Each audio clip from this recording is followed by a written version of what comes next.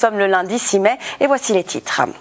Un an jour pour jour après l'élection de François Hollande, l'heure est au bilan. Entre manifestations à gauche contre l'austérité et à droite contre le mariage pour tous, c'est un anniversaire sous la pression de la rue pour le président. Le Parti socialiste de la Loire cherche lui à rassurer, mais les Ligériens sont-ils satisfaits de cette première année de présidence?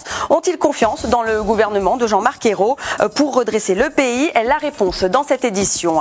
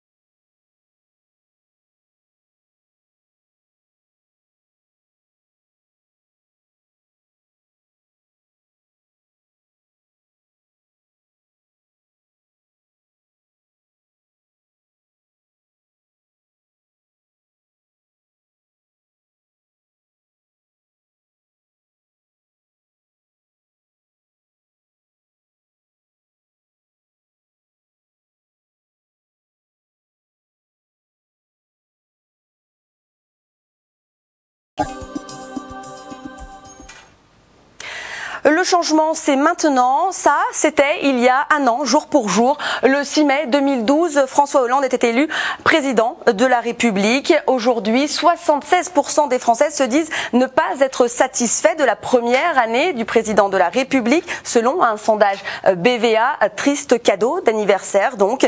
Pour autant, la Fédération du Parti socialiste de la Loire a tenu à faire un bilan étape sur les mesures déjà engagées par le gouvernement de Jean-Marc Ayrault. L'occasion de prouver que le changement est certes arrivé avec un peu de retard, mais qu'il est bel et bien opéré. Mais les Ligériens sont-ils pour autant convaincus? Le reportage de Céline Ercia. Un an, c'est 20% du contrat réalisé. Pas de quoi néanmoins tirer un réel bilan des actions du gouvernement. Une première année qui a démarré dans un climat économique compliqué pour la France et une forte demande de résultats de la part de la population. Et ce matin, dans les rues de Saint-Étienne, on peut dire que les sentiments sur cette première année étaient plutôt mitigés. Je n'ai pas trouvé de changement flagrant.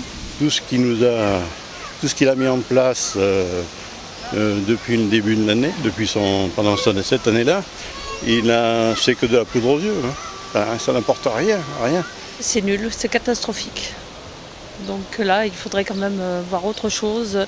S'ils pouvaient donc penser à ceux qui ont rien. Vu la crise économique que l'on rencontre depuis déjà plusieurs années, pour laquelle malheureusement le précédent gouvernement a vécu trop longtemps dans le déni de cette crise, il faut laisser le temps maintenant à ce nouveau gouvernement de faire ses preuves. Donc il faut lui laisser au moins déjà 3 ans avant de critiquer. Sur les 60 engagements pour la France, une vingtaine seraient déjà établis. Des mesures adoptées dans différents domaines comme les finances publiques ou la justice sociale.